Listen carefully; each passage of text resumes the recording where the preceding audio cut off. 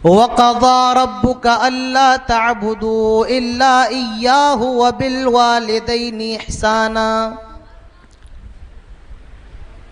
इम्मा यबलुगन्ना इंदकल किबर अहदुहुमा औ किलाहुमा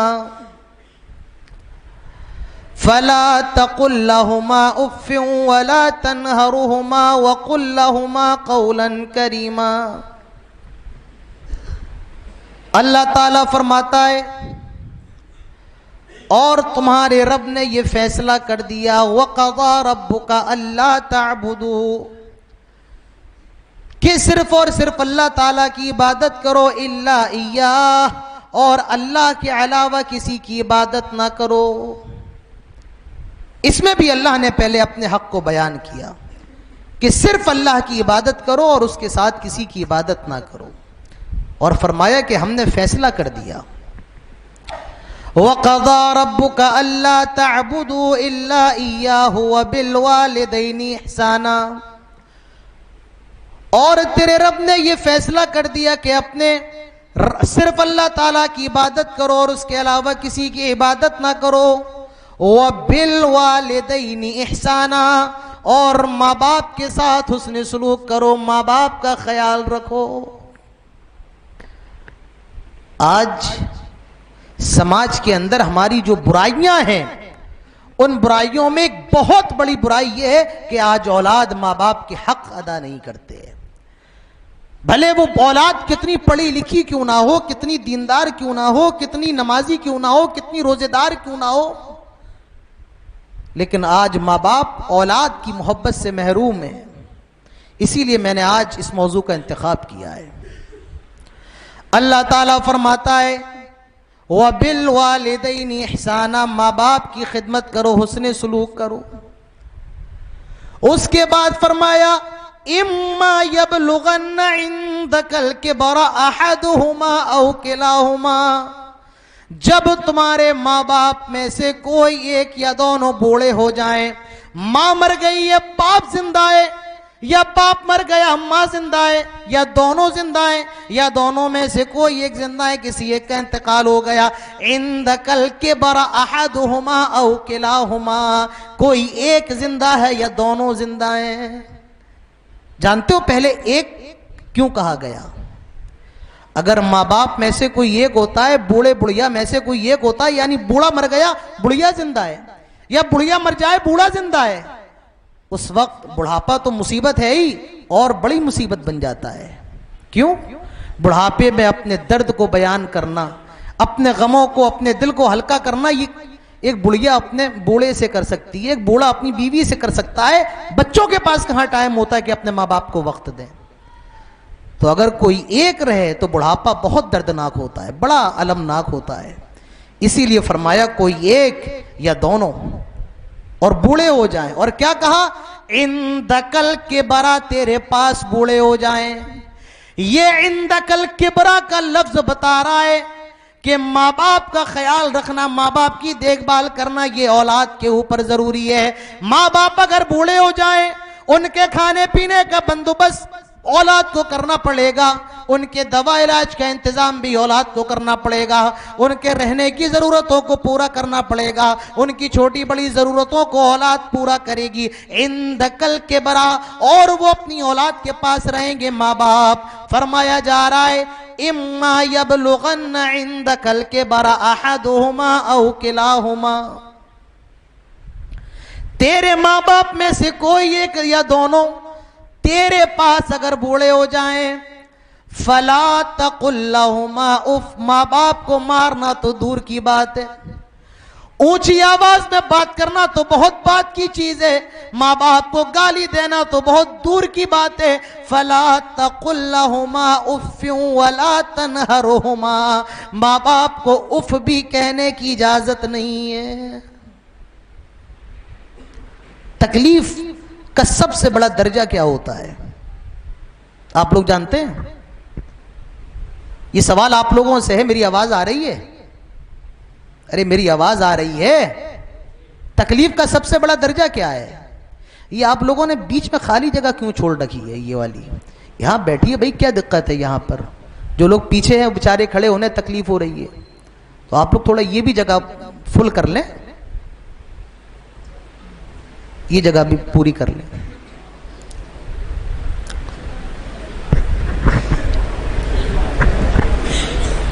तो मेरा सवाल आप लोगों से यह था कि सबसे बड़ी तकलीफ क्या है? मैं इसका जवाब देता हूं। सबसे बड़ी तकलीफ यह है किसी को कत्ल कर दिया जाए, किसी को मार दिया जाए, यह सबसे बड़ी तकलीफ है। और तकलीफ का सबसे छोटा दर्जा, दुनिया के अंदर सबसे छोटी तकलीफ यह है कि किसी को उफ भी कहा जाए। अल्लाह ताला फरमाता है फला तकुल्लहुमा उफ, अपने माँ बाप को छोटी से छोटी तकलीफ यानी जो उफ है, अपने माँ बाप को उफ भी कहने की इजाजत नहीं है। वला तनहरुहुमा, कभी कभी ऐसा होता है कि माँ बाप बूढ़े हो जाते हैं और औलाद की कोई गलती नहीं, फिर भी औलाद को डांट देते हैं। कभी कभी ऐसा होता है कि बिला वजह मार भी देते हैं। कभी कभी ऐसा होता है बूढ़े हो जाते हैं, बिला वजह कोई एक दो जुमले ऐसे कह देते हैं जो औलाद पे शाख गुजरते हैं।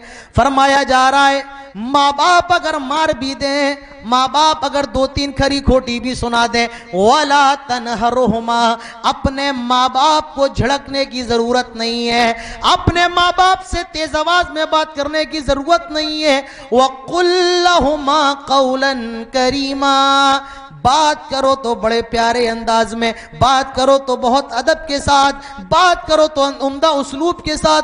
अल्लाह ताला फरमाता है वकुल लहुमा कौलन करीमा। माँ बाप बूढ़े हो जाएं, उफ भी कहने की इजाजत नहीं, झिड़कने की इजाजत नहीं, और बात करो तो अच्छे उसलूब के साथ, अच्छे अंदाज के साथ। और उसके बाद एक बहुत जबरदस्त आयत है, ये अपने दिलों को थाम के सुनो। दुनिया के अंदर जितनी भी माँ बाप के ताल्लुक से जितनी भी बातें होती हैं, दुनिया के जितने मजहब जो जो कहते हैं, वो सारी चीजें एक तरफ और कुरान की ये आयत एक तरफ। फरमाया जा रहा है वख्फिद लहुमा जनाहज़्ज़ुल्लि मिनर रहमा, अपने माँ बाप को अपने बाजुओं में ढांप लो, रहमत के बाजुओं में ढांप लो। जिस तरह एक परिंदा अपने बच्चों को अपने बाजुओं में ढांप लेता है, तेज हवाओं से बचाने के लिए, आंधी तूफान से बचाने के लिए, आए लोगों दुनिया की मुसीबतों से बचाने के लिए अपने माँ बाप को अपने रहमत के बाजुओं में ढांप लो। वक़ुर रब्बिरहमहुमा कमा रब्बयानी सगीरा, और आखिर में एक दुआ सिखाई जा रही है, आए लोगों अपने माँ बाप के लिए दुआ किया करो। वो दुआ क्या है? रब्बिरहमहुमा कमा रब्बयानी सगीरा, आए अल्लाह मेरे माँ बाप पर रहम फरमा जिस तरह के बचपन में उन्होंने मुझ पर रहम किया है। रब्बिरहमहुमा कमा रब्बयानी सगीरा, आए अल्लाह मेरे माँ बाप पर रहम फरमा जिस तरह के बचपन में उन्होंने मुझ पर रहम किया है। हम और आप दुआ करते हैं, आए अल्लाह हम पर रहम फरमा, आए अल्लाह मुसलमानों पर रहम फरमा। लेकिन अल्लाह ताला ने इस दुआ के आखिर में एक जुमला जोड़ दिया, क्या? कमा रब्बयानी सगीरा। सिर्फ ये नहीं कहा कि अल्लाह हम मेरे माँ बाप पर रहम फरमा, दुआ इतनी नहीं है, उसके बाद एक जुमला जोड़ा गया, क्या? इस तरीके से रहम फरमा जिस तरह उन्होंने बचपन में मुझ पर रहम किया है। ये जुमला हमें और आपको ये बता रहा है, आज तू 20 साल का हट्टा कट्टा जवान हो गया, ऐसे ही नहीं तेरे बाप ने अपनी जिंदगी को तेरे लिए कुर्बान कर दिया। जब तू पैदा हुआ तो तेरे माँ बाप ने अपने लिए जीना छोड़ दिया। तेरी माँ सर्दी में, सख्त ठंडी में तेरे गीले पेशाब पर सो गई, लेकिन तुझे सूखे बिस्तर पे सुलाया। तेरे बाप ने सर्दी की सर्द हवाएं ना देखी, गर्मी की चलचलाती धूप ना देखी, वो कोल के बैलू की तरह पिसता रहा ताकि मेरा बच्चा कामयाब हो जाए, मेरे बेटे का फ्यूचर बन जाए। कमा रब्बयानी सगीरा, आय अल्लाह इस तरीके से रहम फरमा जिस तरीके से बचपन में उन्होंने मुझ पर रहम किया है। आज बेटा कहता है अपने बाप से कि तुमने मेरे लिए किया ही क्या है। आज बेटी अपनी मां से कहती है ये कुतिया की तरह भूखती रहती है। मेरे भाइयों, ये कहीं और की बात नहीं, हमारे और आपके समाज के हालात हैं, हमारी और आपकी बरादरी के मामलात हैं, हमारे और आपके घरों के वाकयात हैं। मेरे भाइयों, आज औलाद माँ बाप को डांट रही है, आज बेटियां अपनी मां से कह रही हैं ये कुतिया की तरह भूखती क्यों रहती है। एक सहाबी अल्लाह के रसूल के पास आए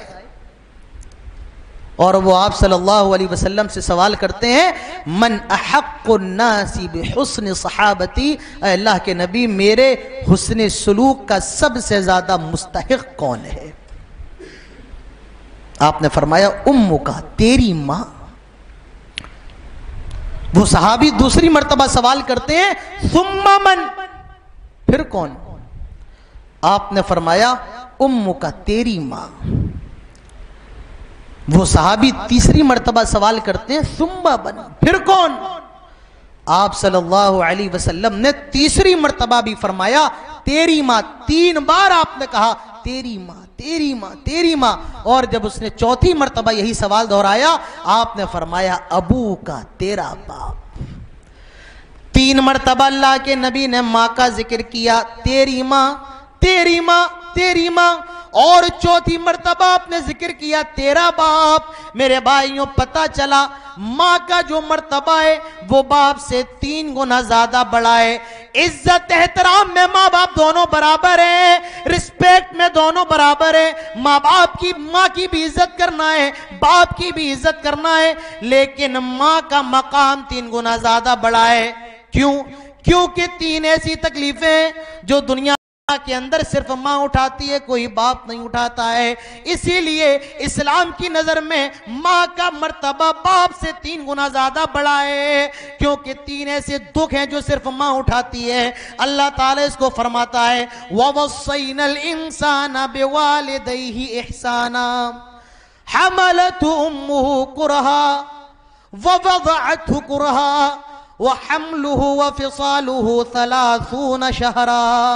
अल्लाह ताला फरमाता है आए इंसानों, हम तुम्हें वसीयत कर रहे हैं कि अपने माँ बाप के साथ हुस्न सलूक करना। अल्लाह ने ये नहीं कहा कि हम तुम्हें हुक्म दे रहे हैं, ये नहीं कहा कि हमारा ऑर्डर है ये तुम्हारे लिए, बल्कि क्या कह रहे हैं, वसीयत कर रहे हैं।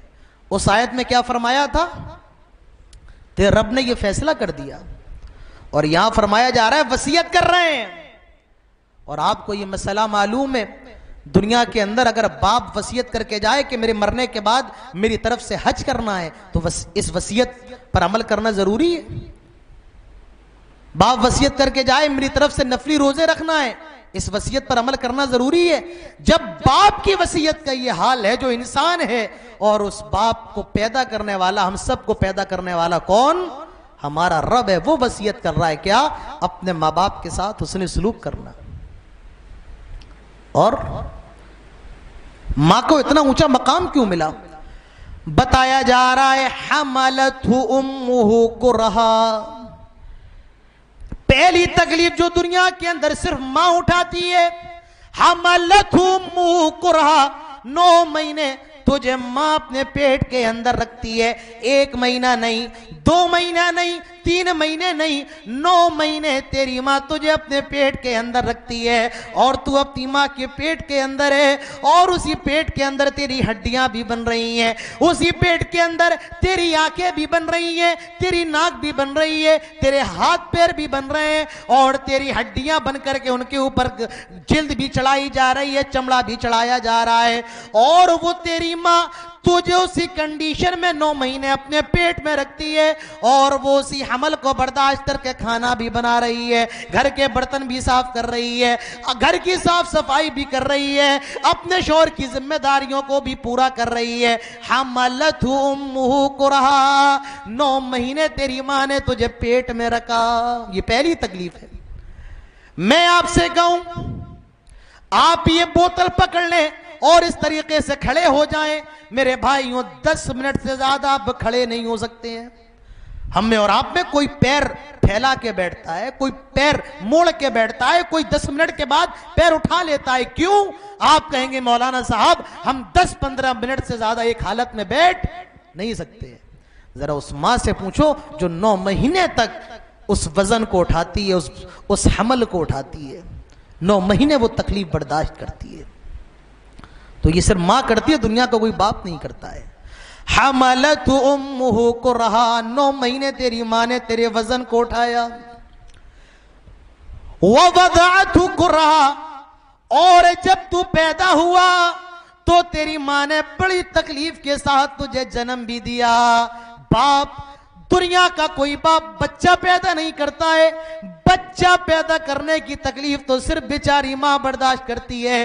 बाप तो हॉस्पिटल के बाहर खुशियां मना रहा है, आज मेरे घर में भी लड़का पैदा होगा, आज मेरे घर में भी लड़की पैदा होगी, आज मैं बाप बनने वाला हूं, आज मेरे घर में किलकारियां गूंजेंगी। जरा उस मां से सवाल करो जो हॉस्पिटल के अंदर मौत और जिंदगी से लड़ रही है, जिस पर हॉस्पिटल में कयामत गुजर रही है, जो मौत और जिंदगी की कश्मकश में है। बाप को क्या तकलीफ है? रिश्तेदार उसको शाबाशियां दे रहे हैं, मिठाई का ऑर्डर देकर के तैयार है, वो तो अपनी औलाद के लिए कपड़े भी खरीद चुका है, उनका नाम भी तजवीज कर चुका है। जरा उस मां से पूछो जो मौत और जिंदगी से लड़ रही है और अपने बेटे को पैदा करने की तकलीफ बर्दाश्त कर रही है। ववदअतहु कुरहा, और कितने वाकयात हमारे और आपके सामने होंगे, आपके अमलों के होंगे, आपके मुबारकपुर के होंगे।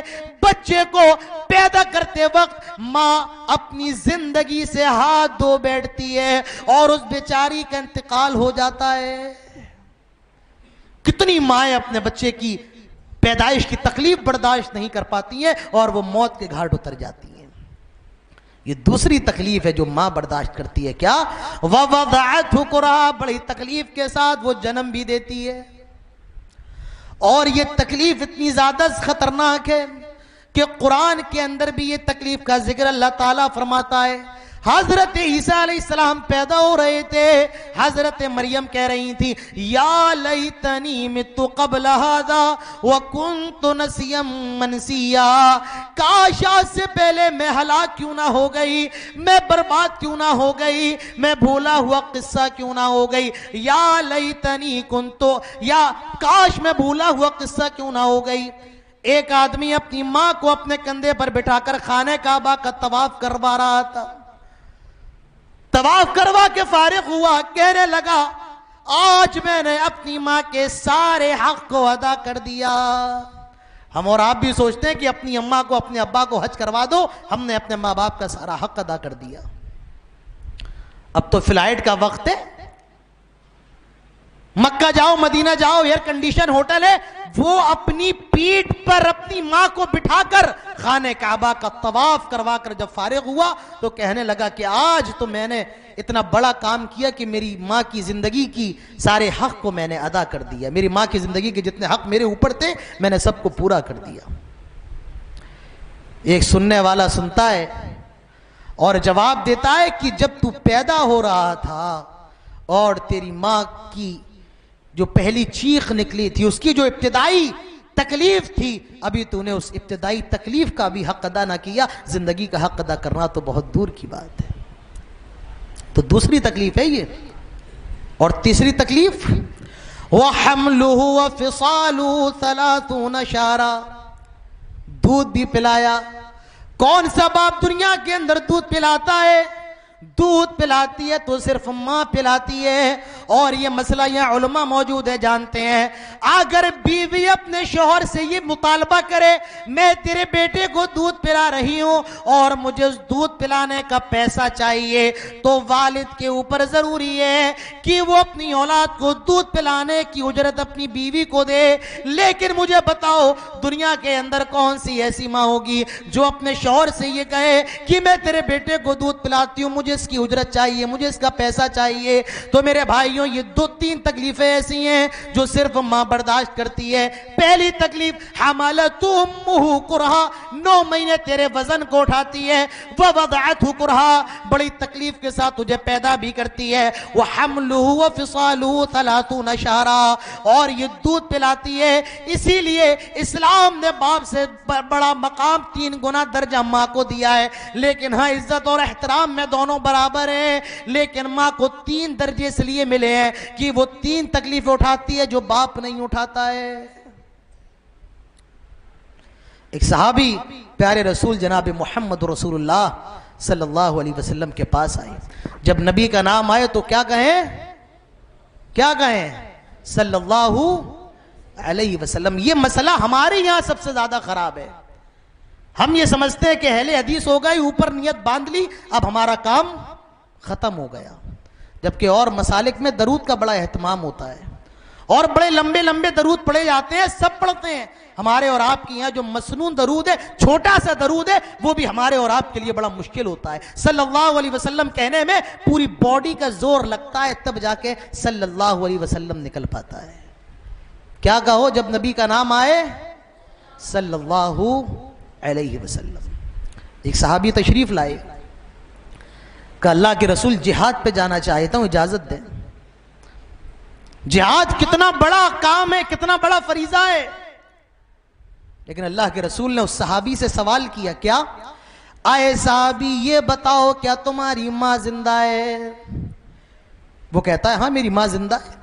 आपके अल्फाज सुनिए, आप सल्लल्लाहु अलैहि वसल्लम फरमाते हैं, आए जिहाद की इजाजत लेने आने वाले शख्स ऐसा कर अपनी मां के पास चला जा, फलजमहा, और अपनी मां को पकड़ ले, अपनी मां से चिमट जा। फ़इन्नल जन्नत इंद रिजलिहा, क्योंकि जन्नत जो है ये मां के कदमों के पास है। हमारा मजहब, हमारा दीन तो वो है जो ये कहता है कि मां के कदमों के पास जन्नत है। इस्लाम ने औरत को इतना ऊंचा मकाम, इतना ऊंचा मर्तबा दिया कि उसके कदमों के पास फरमाया कि जन्नत है। तो मेरे भाइयों, मां का इस्लाम के अंदर इतना ऊंचा मकाम है, फरमाया तेरी मां के कदमों के पास जन्नत है। ये शरीयत के अंदर मां बाप का मकाम है। और बाप के बारे में अल्लाह के नबी फरमाते हैं, बाप जो है ये जन्नत का बीच का दरवाजा है। अगर मां के कदमों के करीब जन्नत है, बाप जन्नत का बीच का दरवाजा बस्ते बाब है।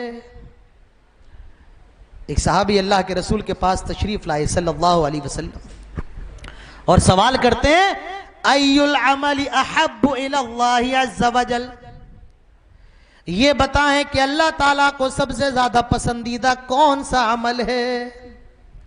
साहबा इकराम कितने अल्लाह और उसके रसूल से मोहब्बत करने वाले थे। उनकी पूरी जिंदगी इसमें लग गई कि बस अल्लाह राजी हो जाए, अल्लाह ताला हमसे राजी हो जाए। उनकी पूरी मेहनत सिर्फ और सिर्फ अल्लाह की रजा थी। और आज हमारी मेहनत सिर्फ और सिर्फ दुनिया की रजा है। साहबी आएगा, अल्लाह के रसूल ये बताएं अल्लाह को सबसे पसंदीदा अमल कौन सा है? अल्लाह के नबी फरमाते हैं, अस्सलातु अला वक्तिहा, अल्लाह को जो सबसे पसंदीदा अमल है उसके वक्त पर नमाज कायम करना। जब नमाज का वक्त हो जाए तो नमाज को कायम करना, नमाज को पढ़ना, ये अल्लाह रब्बुल आलमीन को सबसे ज्यादा पसंदीदा है। मेरे भाइयों, आज जरा अपनी मस्जिदों के हालात देख लो, अपनी मस्जिदों में चले आओ, ना जाने नमाजी कहां चले जाते हैं। जुमे का दिन आता है, ना जाने ये कहां से आ जाते हैं। जमीन खा जाती है, आसमान निकल जाता है। कौन से ऐसा ट्रक है ये सवार होकर के चले जाते हैं, जुमे के अंदर ये आ जाते हैं। तो सबसे पहली चीज जो अल्लाह ताला को सबसे ज्यादा महबूब है, अस्सलातु अला वक्तिहा, नमाज को उसके वक्त पर कायम करना। और दूसरी चीज, सुम्मा बिर्रुल वालिदैन, माँ बाप के साथ हुस्न सलूक करना, माँ बाप की खिदमत करना, माँ बाप का ख्याल रखना, ये अल्लाह रब्बुल आलमीन को सबसे ज्यादा पसंदीदा है। और याद रखिए, माँ बाप को सताना, माँ बाप को गाली देना, माँ बाप को बुरा भला कहना, ये कोई छोटा मोटा गुनाह नहीं, ये कबीरा गुनाहों में से है। अल्लाह के नबी इरशाद फरमाते हैं, अला उनब्बिउकुम बिअकबरिल कबाइर, आए मेरे सहाबा क्या मैं तुम्हें बड़े बड़े गुनाहों के बारे में ना बताऊं? का अल्लाह के रसूल क्यों नहीं, बड़े गुनाहों के बारे में। पहला गुनाह अल्लाह के नबी फरमाते हैं जो बड़ा है, अल इशराकु बिल्लाह, अल्लाह के साथ शिरक करना। और दूसरा वउकूकुल वालिदैन, और माँ बाप के साथ बदसलूकी करना, माँ बाप की नाफरमानी करना, ये अल्लाह ताला को ये बहुत नापसंद है, ये बड़े गुनाहों में से। आज माँ बाप तरस रहे हैं, कोई औलाद उनसे बात करने को तैयार नहीं। कोई बेटा आज 2 रोटी अपने माँ बाप के पास लेकर जाने को तैयार नहीं कि अब्बा आज मैं आपको रोटी खिलाता हूं। आज माँ बाप तरसते हैं कि 5 मिनट मेरा बेटा मुझसे बोल ले, बात कर ले, मुझे खाने की जरूरत नहीं, मुझे पीने की जरूरत नहीं। मेरे भाइयों, आज माँ बाप के कलेजे छलनी है, आग लगी हुई है कि औलाद उनके साथ उसने सलूक करना दूर की बात है, 2 मिनट की गुफ्तगू करने को तैयार नहीं। याद रखिए, माँ बाप का मकाम तो इतना बड़ा है कि आप नफली इबादत में मसरूफ हो और आपके माँ बाप आपको बुलाएं तो नफली इबादत पर माँ बाप का हुक्म, मेरे भाइयों, नफली इबादत पर माँ बाप का हुक्म आपको मानना पड़ेगा। जुरैज का वाक़या आप लोगों ने सुना है। एक आबिद था और जंगल के अंदर अपना मकान बनाकर फूस का अल्लाह की इबादत करता था। नमाज पढ़ रहा है, नमाज के अंदर मसरूफ है। उसकी माँ उसके दरवाजे पे आई और आवाज लगाई, जुरैज। लेकिन जुरैज तो नमाज पढ़ रहा है। वो बड़ा परेशान है, क्या करूं, मेरी माँ बाहर आवाज लगा रही है और मैं यहां नमाज पढ़ रहा हूं, क्या करूं, नमाज तोड़ दूं या नमाज को जारी रखूं, बाद में अपनी माँ की बात सुन लूंगा। लिहाजा उसने नमाज नहीं तोड़ी और वो नमाज के अंदर मसरूफ रहा। उस बेचारी की माँ चली जाती है। दूसरे दिन आती है, जुरैज फिर नमाज में मसरूफ है। दूसरे दिन भी उसकी माँ आवाज लगाती है, जुरैज। जुरैज फिर नमाज पढ़ रहा है। आय अल्लाह, क्या करूं, नमाज को तोड़ दूं या नमाज को जारी रखूं। वो फिर नमाज को जारी रखता है। तीसरे दिन उसकी माँ आई, वो फिर नमाज के अंदर है। माँ आवाज लगाती है, जुरैज, लेकिन उसने नमाज नहीं तोड़ी। मां ने उसके लिए बद्दुआ कर दी अपने बेटे के लिए कि जब तक तुझे मौत ना आए, तब तक तू किसी बदकार औरत की शक्ल ना देख ले, तब तक तुझे मौत ना आए। मेरे भाई, उस बद्दुआ का असर भी होता है। याद रखो, दुनिया के अंदर कोई माँ बाप ऐसे नहीं होंगे कि वो अपनी औलाद को बद्दुआ दें, लेकिन जब दे दे तो ये भी याद रखो, अल्लाह ताला माँ बाप की बद्दुआ को कभी रायगा नहीं करता है। जिस तरह अल्लाह माँ बाप की दुआ को कबूल फरमाता है, इसी तरह अल्लाह ताला माँ बाप की बद्दुआ को भी कबूल फरमाता है। आवाज लगाई जुरैज, लेकिन जुरैज ने दरवाजे नहीं खोले। मां ने बद्दुआ दी, जब तक तुझे तब तक मौत ना आए, जब तक कि तू किसी बदकार औरत का चेहरा ना देख ले। अब देखो इसकी मां की बद्दुआ का असर जुरैज के ऊपर कैसा हुआ। वो नमाजी था, दीनदार था, अपने गांव का सबसे बड़ा इबादत गुजार था। एक औरत उसके पास आई, जानिया औरत, और कहने लगी कि मेरे साथ जिना करो। जिना की दावत दे रही है। जुरैज ने मना कर दिया कि नहीं, मैं तेरे साथ जिना नहीं करूंगा। वो गई और एक चरवाहे से उसने जिना किया, अपनी ख्वाहिशात को मिटाया, और उस सोहबत के बाद जो औलाद पैदा हुई, उस जानिया ने पूरे में यह मशहूर कर दिया, ये औलाद किसी और की नहीं बल्कि जुरैज की है। लोगों को बड़ा गुस्सा आया कि जुरैज जो अपने आप को इतना बड़ा आलिम समझता है, इतना बड़ा दीनदार समझता है, और उसकी ये हरकत। गांव के लोग गए और जुरैज का जो बेचारे का घर फूस का बना हुआ था, वो पूरा घर तोड़ ताड़ दिया। जुरैज कहता है, अरे भाई मेरी बात सुनो, क्यों तोड़ रहे हो, क्या बात है। लोग कहने लगे, आए जुरैज, ये औरत कहती है तूने इसके साथ जिना किया है और तेरे नुत्फे से इसके पेट से बच्चा हुआ है। जुरैज ने कहा, वो बच्चा लेकर के आओ। बच्चा लाया जाता है। जुरैज नमाज पढ़ता है और नमाज पढ़ने के बाद उस औरत के जो बच्चा था उसको पेट को दबाता है और कहता है, ये बता तेरा बाप कौन है। वो बच्चा बोल पड़ता है कि मेरा बाप फला फला चरवाहा है। उसके बस्ती के लोग बड़े शर्मिंदा हुए और कहने लगे, जुरैज हमसे गलती हो गई, कहो तुम्हारे घर को सोने से बना दे। कहा सोने से नहीं, जैसा फूस का पहले था वैसा बना दो। तो मैं आपको बताना ये चाहता हूं कि माँ बाप की दुआ जिस तरीके से असरअंदाज होती है, माँ बाप की बद्दुआ भी असरअंदाज होती है। माँ बाप की दुआ भी अल्लाह कबूल करता है और माँ बाप की बद्दुआ भी अल्लाह ताला कबूल करता है। माँ बाप की खिदमत मेरे भाइयों कर लो, दुनिया भी सवर जाएगी, आखिरत भी सवर जाएगी। माँ बाप की खिदमत कर लो, दुनिया भी सवर जाएगी और आखिरत भी सवर जाएगी। अल्लाह ताला मुसीबतों को दूर करेगा। आपको पता है कि 3 लोग एक जगह से गुजर रहे थे, बारिश शुरू हुई, एक गार के अंदर उन्होंने पनाह ली, तूफान भी तेज था, एक पत्थर ने उनकी गार का मुंह ढांप दिया, ये बेचारे उस गार के अंदर बड़े परेशान। अब ये तीनों अल्लाह ताला से दुआ करते हैं और अपने नेक अमल का वसीला लगाते हैं। एक आदमी अल्लाह ताला से दुआ करता है, क्या? आए अल्लाह ताला, मेरे पास जो चौपाए थे, जो जानवर थे, मैं अपने जानवरों को चराता और चराने के बाद शाम को उसका दूध धोकर अपने माँ बाप को पेश करता। एक मर्तबा मैं चराते चराते काफी दूर तक निकल जाता हूं और मुझे लौटते में काफी ताखीर हो जाती है, और इतनी ज्यादा ताखीर हो जाती है कि मेरे माँ बाप सो जाते हैं। मैं अपने जानवरों को चरा करके आया, मैंने देखा मेरे माँ बाप सो चुके हैं और मेरे बच्चे भूख से तड़प रहे हैं, लेकिन मुझे गवारा नहीं हुआ कि मैं अपने माँ बाप से पहले अपने बच्चों को दूध पिलाऊं। मैंने अपने माँ बाप के कदमों में सुबह कर दी और जब वो सुबह बेदार हुए तो मैंने उनको दूध पिलाया। आय अल्लाह, मैं तुझे अपने नेक अमल का वसीला देता हूं, अल्लाह मेरे इस नेक अमल से मेरी दुआ को कबूल फरमा ले। मेरे भाइयों, अल्लाह ने दुआ कबूल भी फरमा ली और उस गार का मुंह थोड़ा सा खुल जाता है। अल्लाह ने दुआ कबूल कर ली और उस गार का मुंह थोड़ा सा खुल जाता है। तो मेरे भाइयों, माँ बाप की खिदमत करो, अल्लाह ताला दुनिया में भी कामयाब करेगा, अल्लाह ताला आखिरत में भी कामयाब करेगा।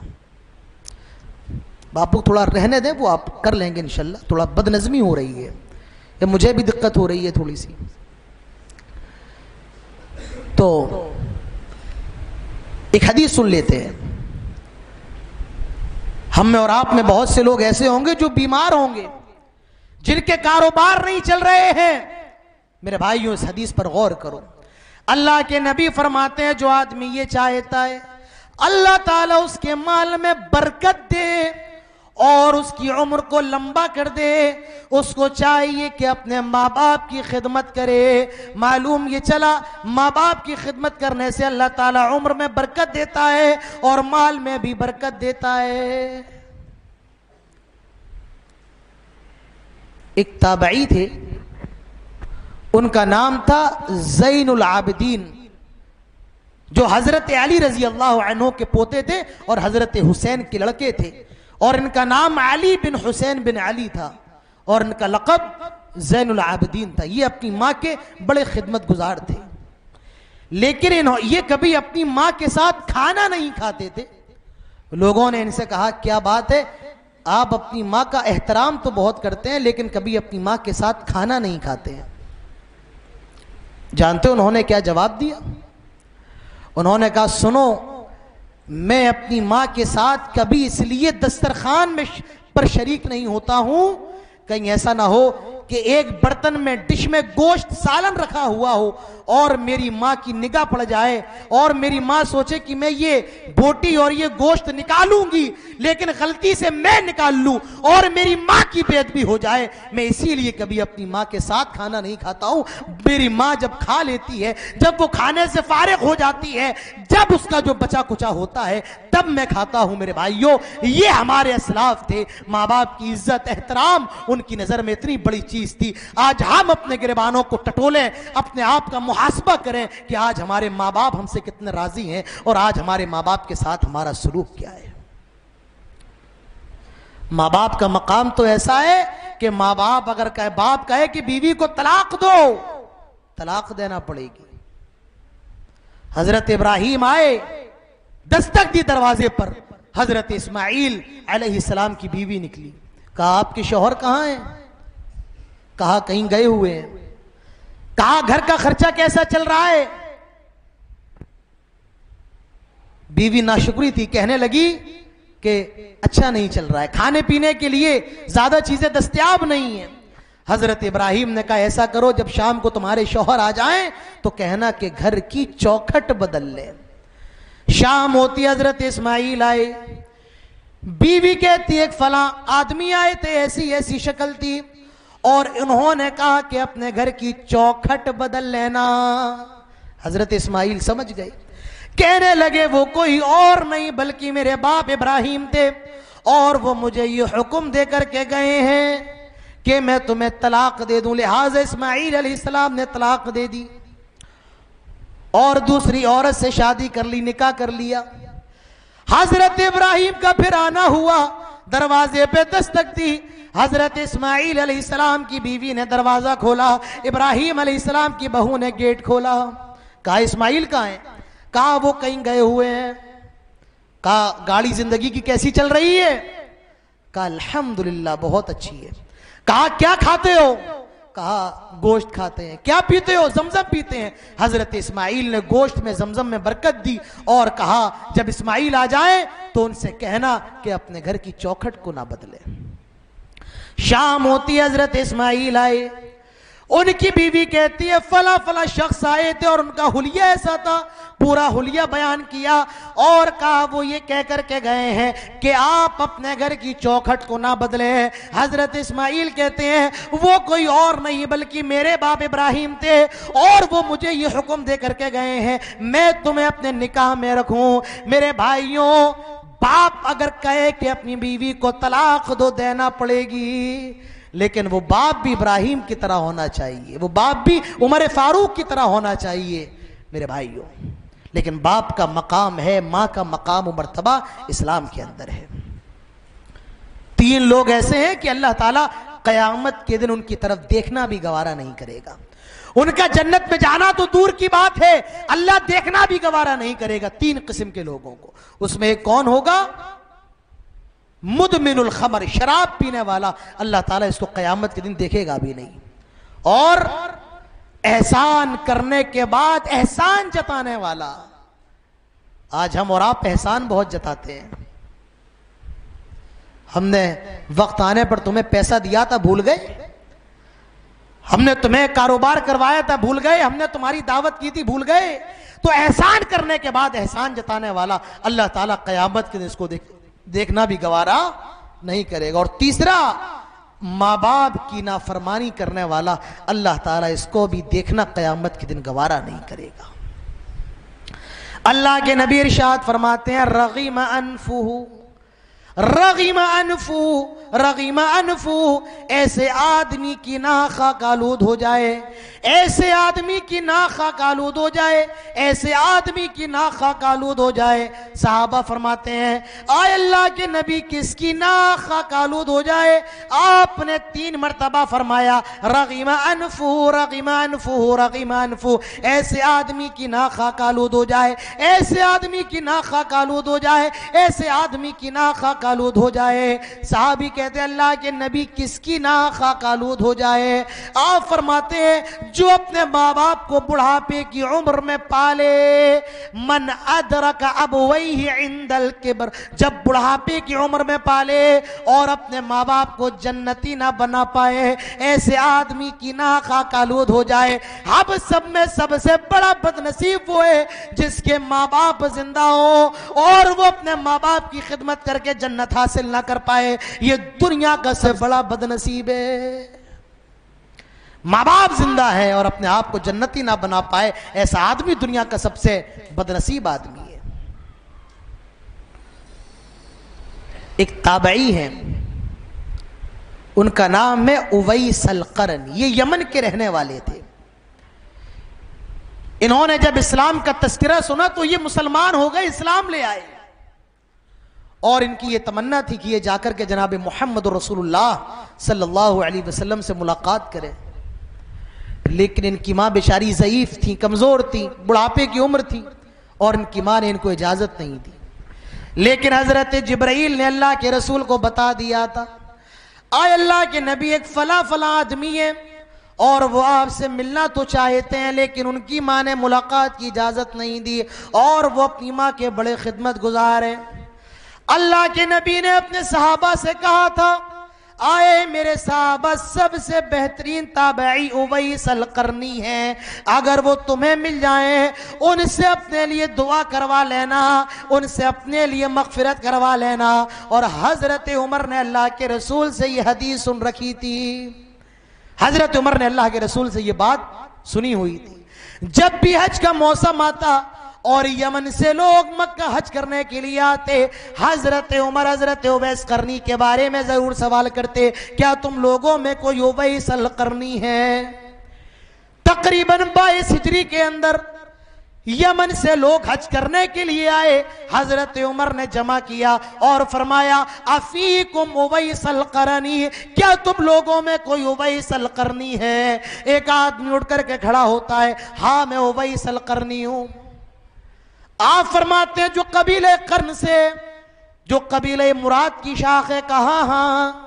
क्या तुम्हारी मां जिंदा है? कहा हाँ। हजरत उमर फारूक फरमाते हैं, आयो वैस अल करनी, अपने हाथों को उठाओ और हमारे लिए मगफिरत की दुआ करो। हजरत उवैस अल करनी ताज्जुब में पड़ जाते हैं, आयो उमर, आप तो अल्लाह के रसूल के साथी हैं, आप तो सहाबी हैं, आपने नबी का साथ दिया है, आपने तो नबी के चेहरे को देखा है, आपके हाथों को चूमा है, आप सहाबी हैं, मैं आपके लिए मगफिरत की दुआ कैसे कर सकता हूं? हजरत उमर फरमाते हैं, मेरे नबी ने कहा था, लौ अक़सम अलल्लाहिल अबर, उवैस जब कोई कसम उठा लेते हैं अल्लाह ताला उनकी कसम को जरूर भी जरूर पूरा करता है। वो अपनी मां के इतने ज्यादा खिदमत गुजार हैं, वो जब भी हाथ उठाते हैं अल्लाह ताला उनकी दुआ को जरूर कबूल करता है।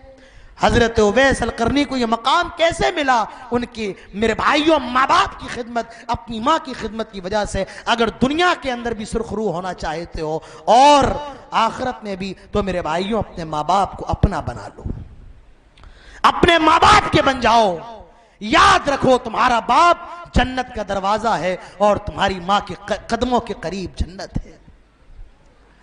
माँ बाप है तो सब कुछ है। जिनके माँ बाप नहीं है उनसे पूछो, जिनकी माँ नहीं है उनसे पूछो, जिनके सरों से बाप का साए शफकत बचपन से उड़ चुका है उनसे पूछो कि बाप कितनी अजीम चीज है। बाप वो है, जब पैदा हुआ तो तेरे बाप ने अपने लिए जीना छोड़ दिया। बाप वो है कि जब तू जवान हुआ तो तेरा बाप बूढ़ा हो गया, तू ताकतवर हुआ वो कमजोर हो गया। तेरी हड्डियां मजबूत हुई, उसकी हड्डियां कमजोर हुई। तू परवान चढ़ता रहा, तेरा बाप कमजोर होता रहा, तू इतराता रहा, वो लड़खड़ाता रहा। उसने अपनी हस्ती को मिटा दिया और तू अपने बाप से कहता है कि मेरे बाप ने मेरे लिए किया ही क्या है। मेरे भाइयों, उसने अपनी जिंदगी को तेरे लिए कुर्बान कर दिया। तेरी माँ ने अपनी जिंदगी को कुर्बान कर दिया। तो तेरे माँ बाप ये तेरी जन्नत है, तेरी माँ के करीब जन्नत है और तेरा बाप जन्नत का दरवाजा है। तो ये कुछ चीजें थी माँ बाप के हुकूक के ताल्लुक से कि औलाद के ऊपर माँ बाप की क्या क्या जिम्मेदारियां हैं। लेकिन अभी मेरी बात खत्म नहीं हुई है और मेरा मौजू सिर्फ इतना नहीं है कि माँ बाप के ऊपर के हुकूक वाले औलाद पर क्या है। मेरा मौजू का दूसरा हिस्सा यह भी है कि माँ बाप के ऊपर औलाद का हक क्या है। आज वालिदैन ने सिर्फ यह समझ रखा है कि सिर्फ और सिर्फ औलाद के ऊपर उनके हक है, जबकि वालिदैन के ऊपर औलाद के ताल्लुक से कुछ नहीं। नहीं मेरे भाइयों, जिस तरीके से औलाद माँ बाप के हुकूक उसको अदा करना है, माँ बाप को भी औलाद के हुकूक अदा करना है। सबसे पहली चीज माँ बाप के ऊपर जो औलाद के ताल्लुक से, जानते हैं क्या है? आप ये मत सोचें कि हम कितने ही ज्यादा गुनाह कर लें, कितनी ही बदकारियां कर लें और ये उम्मीद रखें कि हमारी औलाद बड़ी दीनदार होगी, तो ये आपकी सबसे बड़ी गलतफहमी है। औलाद के हुकूक में सबसे पहला हक माँ बाप के ऊपर यह है कि वो पहले अपने आप को सुधारें, और जब तक अपने आप को सुधारेंगे नहीं उनकी औलाद भी सुधरेगी नहीं। शादी से पहले ये हक वालिदैन के ऊपर शुरू हो जाते हैं कि माँ बाप अपना ख्याल रखें, अपने आप को सुधारें। हजरत मूसा अलैहिस्सलाम हजरत खिज्र के साथ एक जगह जाते हैं और एक गांव वालों से कहते हैं हमें खाना दो, भूख लग रही है। गांव वालों ने मना कर दिया। हजरत खिज्र अलैहिस्सलाम हजरत मूसा एक जगह से गुजर रहे हैं, बस्ती की गली से गुजर रहे हैं। एक दीवार नजर आई, युरीदु अन यनक़ज़्ज़ा, और करीब था कि वो गिरने वाली थी, गिर जाने वाली थी। हजरत खज़र ने हाथ लगाया और वो दीवार सही हो गई। हजरत मूसा ने कहा ये दीवार आपने फ्री में क्यों सही कर दी? गांव वालों ने खाना देने से मना कर दिया, आप कुछ उजरत वगैरह ले लेते। हजरत खिज़र ने जवाब दिया था वकान अबूहुमा सालिहा, इन दोनों बच्चों का बाप बड़ा दीनदार था। ये जमीन दो बच्चों की थी और वो बड़ा दीनदार था, और इस दीवार के नीचे खजाना था। अगर ये दीवार गिर जाती तो गांव वाले खजाना लूट लेते, इसीलिए मैंने दीवार को सही कर दिया। वकान अबूहुमा सालिहा, और उनका बाप बड़ा दीनदार था। ये लफ्ज बता रहा है अगर आप दीनदार औलाद चाहते हैं तो आप भी अपने आप को दीनदार बनाइए। मेरे भाइयों, शादी से पहले बाप की जिम्मेदारियां शुरू हो जाती हैं। पहला हक यह है कि बाप अपने आप की इस्लाह करे, अपने आप को दीनदार बनाए। दूसरा हक, अगर हम ये चाहते हैं कि हमारी फसल अच्छी हो तो पहले बीज अच्छा डालते हैं। अगर ये चाहते हो कि हमारे खेत का अनाज अच्छा हो तो उस अनाज के लिए बीज भी अच्छा होना चाहिए, एक नंबर का होना चाहिए। अगर ये चाहते हो कि हमारी औलाद दीनदार हो तो उस औलाद के लिए नेक मां का इंतखाब करना भी बहुत जरूरी है। अल्लाह के नबी इरशाद फरमाते हैं तुनकाहुल मरअतु लिअरबईन, चार चीजें देख करके निकाह किया जाता है। लिमालिहा, मालदार कितनी ज्यादा है, वली हसबिहा, खानदान बरादरी कबीला, वली जमालिहा, कितनी ज्यादा खूबसूरत है, वली दीनिहा, दीनदार कितनी ज्यादा है। आपने फरमाया फज़फर बिज़ाति दीन, दीनदार को तरजीह दो, तरीबत यदाक, वरना तेरे हाथ खाकालूद हो जाए। मेरे भाइयों, जब बीवी अच्छी होगी तो जो औलाद होगी उसकी तरबियत भी अच्छी करेगी। आपकी बीवी अगर दीनदार होगी, आपकी औलाद भी दीनदार होगी। आपकी बीवी नमाज की पाबंद होगी, आपकी औलाद भी नमाज की पाबंद होगी। आपकी बीवी पर्दा करने वाली होगी, आपकी बच्ची भी पर्दा करने वाली होगी। तो इसीलिए नेक मां का इंतखाब करो, नेक लड़की से शादी करो। ये बाप के ऊपर औलाद का दूसरा हक है, क्या कि अपनी औलाद के लिए नेक मां का इंतखाब जरूर करे। एक आदमी हजरत उमर के पास आया और कहता है कि मेरा बच्चा मेरा कोई भी हक अदा नहीं करता है। हजरत उमर ने उसके बेटे को बुलाया, कहा तुम्हारा बाप तुम्हारे बारे में शिकायत कर रहा है कि तुम उसका कोई हक अदा नहीं करते हो। कहा उमर, मुझे अपने बाप से शिकायत है, मेरे बाप ने अभी तक मेरा कोई हक अदा नहीं किया, मैं इसका हक अदा कैसे कर दूं। इसने ना तो मेरा अच्छा नाम रखा, ना इसने मेरे लिए अच्छी मां का इंतखाब किया। इसने एक पारसिया से, एक मजूसिया से शादी की है और इसने मुझे दीन का इल्म नहीं सिखाया। इसने मेरा कोई हक अदा नहीं किया, लिहाजा मैं भी इसका कोई हक अदा नहीं करता हूं। हजरत उमर ने उस बाप को डांटा। मेरे भाइयों, तो माँ बाप की जिम्मेदारी है कि नेक मां का इंतखाब करें, अपनी औलाद के लिए दीनदार मां लेकर के आए। अगर दीनदार मां ले आए, दीनदार बीवी ले आए, मेरे भाइयों, औलाद बड़ी नेक होगी। इमाम बुखारी को हम जानते हैं, कौन है इमाम बुखारी? कैसे इमाम बुखारी बन गए? अरे ये तो बेचारे अंधे हो गए थे, इनकी आंखों की रोशनी चली गई थी, लेकिन इनकी मां इतनी दीनदार थी, इतनी दुआएं की इनकी वालिदा ने, अल्लाह रब्बुल इज्जत ने इनकी आंखों की रोशनी को वापस कर दिया। तो मां तो दीनदार हो, लेकिन आज हालात क्या हैं? नौजवानों की उम्रें बढ़ती जा रही हैं, नौजवान लड़कियों की उम्रें, लड़का बड़ा दीनदार है, लड़की बड़ी दीनदार है, लेकिन साहब गरीब घर के हैं, कुछ मिलेगा नहीं। आज दीनदार लड़कियां भी बेचारी बैठी हुई हैं और दीनदार लड़के भी बैठे हुए। क्यों? वो भी बेचारे बड़े गरीब हैं। दीनदार लड़कों के भी निकाह नहीं हो रहे हैं। मेरे भाइयों, एक बात सुन लीजिए, जिस तरीके से आज लड़के वाले जहेज की डिमांड करते हैं वो गलत है, लेकिन लड़की वाले भी ये देखते हैं कि लड़के का कारोबार कितना बड़ा है, उसका घर मकान कितना बड़ा है, उसकी जॉब कैसी है, ये भी जहेज है। गलतियां दोनों तरफ से हैं। आज जिस तरीके से लड़के वाले लड़की का माल देखते हैं, लड़की वाले भी लड़के का माल देखते हैं कि मालदार कितना ज्यादा है। इसीलिए लड़के वालों के भी आज निकाह नहीं हो पा, लड़के दीनदार लड़के, अच्छे खासे लड़के बेचारे कुंवारे बैठे हुए। हजरत मूसा अलैहिस्सलाम मदियन गए भाग करके बैठे हुए हैं, पेड़ के नीचे लेटे हुए हैं।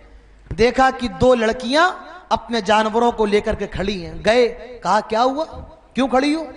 कहा हमें अपने जानवरों को पानी पिलाना है, लेकिन वहां पर मर्द अपने जानवरों को पानी पिला रहे हैं, लिहाजा जब तक वो नहीं जाएंगे तब तक हम अपने जानवरों को पानी नहीं पिलाएंगे, और हमारा जो बाप है वो बेचारा बड़ा बूढ़ा है।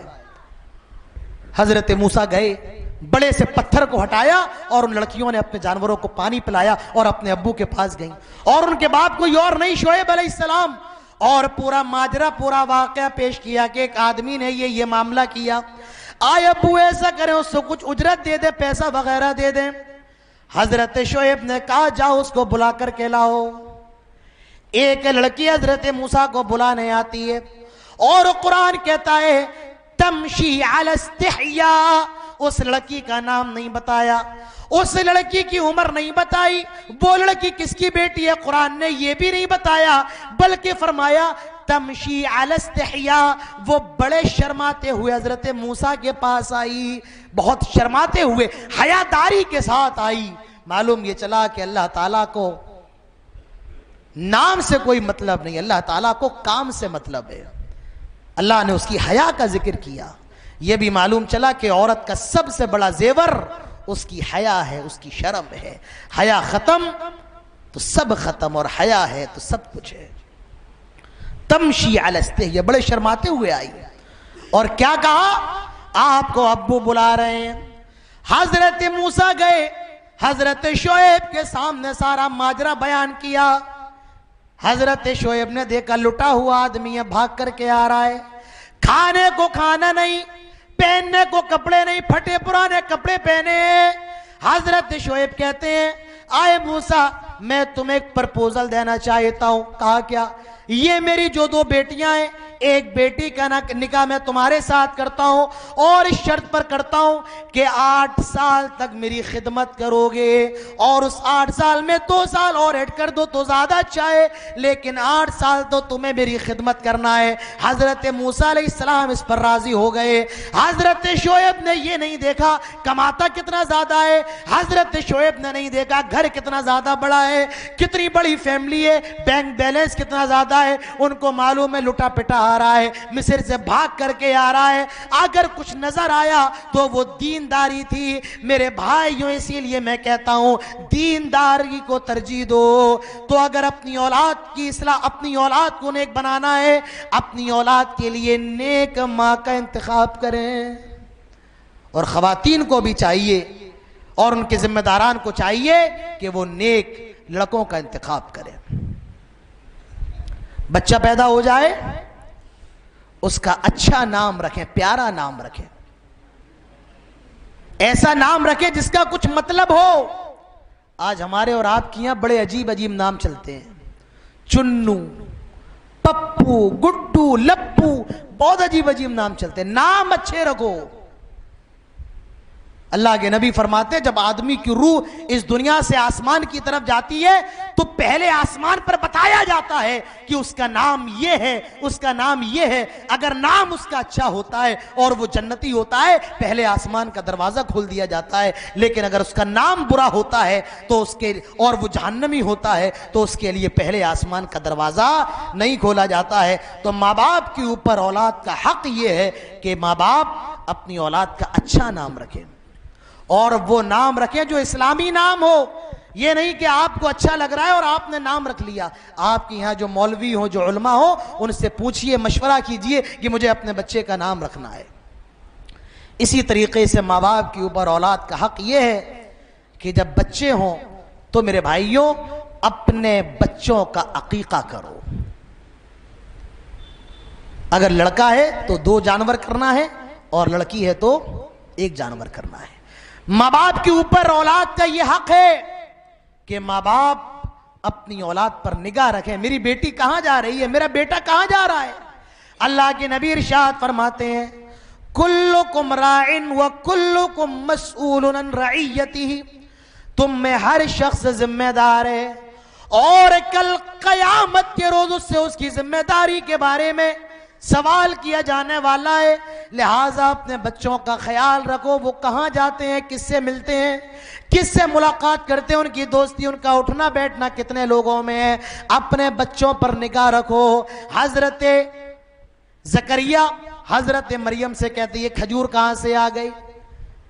हजरत जकरिया को मालूम है ये बड़ी नेक है, दीनदार है, लेकिन हजरत जकरिया का सवाल करना ये बता रहा है कि आप भी अपने बच्चों से सवाल करो, कहां से आ रहे हो, इतना पैसा तुमको दिया कहां खर्च किया। तो मेरे भाइयों अपने बच्चों पर निगाह रखो, क्योंकि आपको उसके बारे में जवाब देना है। माँ बाप के ऊपर औलाद की एक जिम्मेदारी यह है कि वो अपनी औलाद को दीनदार बनाए और उनकी तरबियत करे, उनको बताए हराम क्या है और हलाल क्या है, उनको बताए कि सही क्या है गलत क्या है। हजरत हसन रजी अल्लाह अन्हु, छोटी सी उम्र है, कुछ खजूर आते हैं सदके के, हजरत हसन उस की तरफ बढ़े ताकि खजूर खा ले। खजूर कौन सी बड़ी चीज है, छोटी सी चीज होती है। हजरत हसन खजूर खाने के लिए बढ़ते हैं, जो खजूर सदके के आए हुए हैं।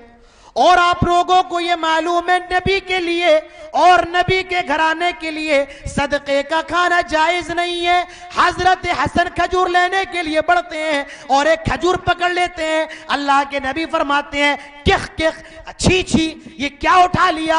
अमा शारता, क्या तुझे मालूम नहीं, नहनु ला नअकुलु सदका, हम सदके की चीजों को नहीं खाते हैं। आप जरा अंदाजा लगाओ, अगर एक खजूर खा लेते तो क्या गलत था, लेकिन बताया जा रहा है सही क्या है गलत क्या है। लिहाजा अपने बच्चों को भी सही गलत के बारे में बताओ। अपनी बच्चियों को बताओ कि किसी भी गैर महरम से सलाम नहीं, मुसाफा नहीं करना। अपने बच्चों को बताओ किसी गैर महरम लड़की से कभी मुसाफा नहीं करना, कभी बात नहीं करना। अपने बच्चों को इसकी तरबियत दो, अभी से उनको दीनदारी सिखाओ। इसीलिए अल्लाह के नबी फरमाते हैं जब तुम्हारे बच्चे 7 साल के हो जाएं उन्हें नमाज पढ़ने का हुक्म दो। कितने साल के? 60 नहीं, 7 कह रहा हूं, 7 साल के हो जाएं नमाज पढ़ने का हुक्म दो। तुम्हारी बच्चियां छोटी छोटी हैं, अपनी बच्चियों को भी नमाज पढ़ाओ। उन्हें छोटे छोटे स्कार्फ ला करके दे दो, छोटे छोटे बुरके चलते हैं, बुरके ला करके दे दो। बचपन से तरबियत नहीं होगी मेरे भाइयों, फिर जवानी में तरबियत नहीं हो सकती है। तो अपने बच्चों की तरबियत करो, उनको सही और गलत के बारे में बताओ। बचपन में ही अपने बच्चों को अकीदे के बारे में बताओ। आए मेरे बेटे, कितना भी बड़ा मसला हो, कितनी भी बड़ी परेशानी हो, लेकिन अल्लाह ताला की जात के साथ किसी को शरीक नहीं करना। जब भी मदद मांगना तो सिर्फ अल्लाह से मांगना, जब भी कोई परेशानी आए पुकारना तो सिर्फ अल्लाह को पुकारना। हजरत लुक़मान हकीम अपने बेटे को नसीहत कर रहे हैं, क्या? या बुनय्या ला तुश्रिक बिल्लाह इन्न शिर्क लज़ुल्मुन अज़ीम। आए मेरे बेटे, अल्लाह के साथ किसी को शरीक मत करना, क्योंकि शिर्क सबसे बड़ा जुल्म है, सबसे बड़ा गुनाह है। आज अपने बच्चों को भी बताओ। आए मेरे बेटे, बीमारी से शिफा देने वाला भी अल्लाह ताला है। मेरे बच्चे, बेटा बेटे देने वाला भी अल्लाह ताला है। जो कोई ना कर पाए वो करने वाला भी अल्लाह ताला है। बिगड़ी बनाने वाला भी अल्लाह ताला है। मुश्किल कुशा भी अल्लाह ताला है। हाजत रवा भी अल्लाह ताला है। मेरे भाइयों, अपने बच्चों के अकीदों की इस्लाह कीजिए, ये माँ बाप की जिम्मेदारी है। और माँ बाप की जिम्मेदारी है जब बच्चों में कोई चीज बांटे तो बराबर बांटे। ये नहीं कि इसको ज्यादा दे दी और इसको अल्लाह के नबी फरमाते हैं वत्तकुल्लाह, अल्लाह से डरो, वअदिलू बैना औलादिकुम, और अपनी औलाद के दरमियान इंसाफ करो। आज हमारे और आपके समाज में होता है कि फला बेटे से ज्यादा मोहब्बत है तो उसको ज्यादा नहीं सब कुछ दे दिया, और दूसरा बेटा है मेरे भाइयों उसको हक के विरासत से भी महरूम कर दिया।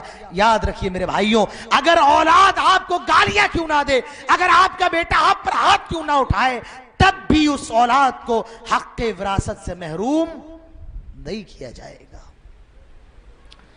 तो माँ बाप के ऊपर औलाद का हक यह है कि उनको उनका हक दे, उनके हक से महरूम ना करे।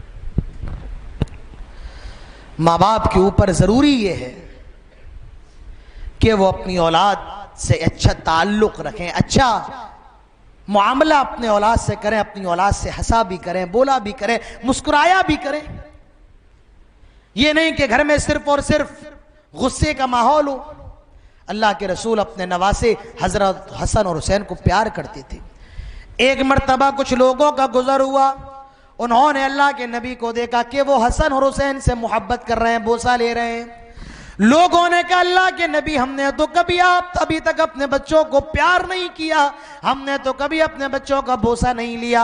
अल्लाह के नबी फरमाते हैं, अगर अल्लाह रब्बुल आलमीन ने तुम्हारे दिलों से रहम को उठा लिया हो, रहम को छीन लिया हो, तो मैं उसमें क्या कर सकता हूं। मालूम ये चला, अपने बच्चों से प्यार भी किया करो, उनकी अपने बच्चों से मोहब्बत भी किया करो, अपने छोटे छोटे बच्चों को बोसा भी ले लिया करो। मेरे भाइयों, ये भी माँ बाप की जिम्मेदारी है। सिर्फ गुस्से का माहौल नहीं, सिर्फ लाठी नहीं, कभी कभी गले भी अपनी औलाद को लगा लिया करो।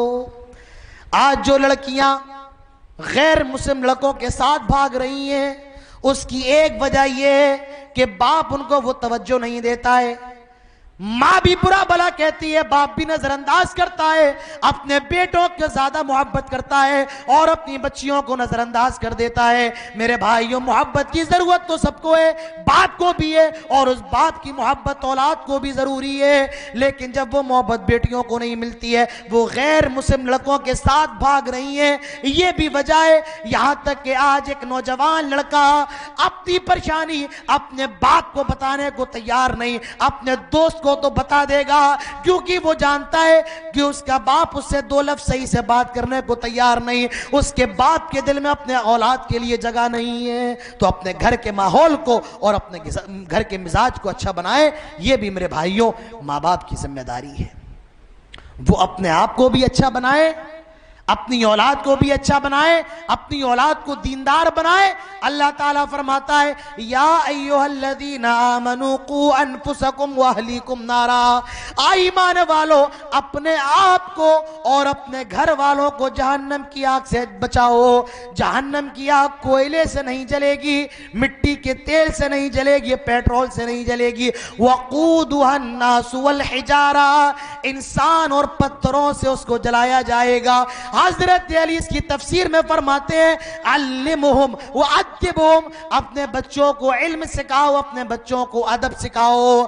अगर तुम्हारे बच्चों के पास इल्म नहीं होगा, अदब नहीं होगा, वो जहन्नम की आग से नहीं बच सकते हैं। मेरे भाइयों, उनको हाफिज़ कुरान बनाओ, उनको आलिम दीन बनाओ। और याद रखो मेरे भाइयों कि जब तक इनके पास इल्म नहीं होगा, दीन नहीं होगा, जब तक इनको छोटी छोटी दुआएं भी याद नहीं होंगी।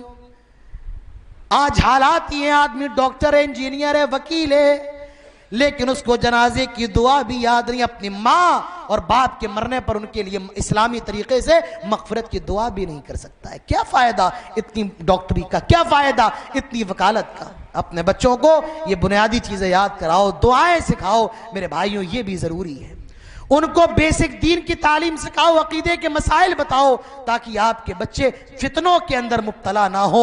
ये भी माँ बाप की जिम्मेदारी है जो मैंने आपके सामने रखी है। मेरे भाइयों, जिस तरीके से माँ बाप का हक औलाद के ऊपर है, इसी तरीके से औलाद का हक माँ बाप के ऊपर है। माँ बाप भी अपने औलाद के हक से बचे हुए नहीं है, और इन सब को एक दूसरे का हक अदा करना पड़ेगा। मेरे भाइयों, यही दुनिया का दस्तूर है, यही इस्लाम की तालीम है। मेरे भाइयों, माँ बाप को औलाद का ख्याल रखना है और औलाद को माँ बाप का ख्याल रखना है। जब औलाद जवान हो जाए, लड़कियां जवान हो जाए, माँ बाप को चाहिए उनकी शादी करवा दे। लड़के जवान हो जाए, माँ बाप को चाहिए उनकी शादी का इंतजाम करे।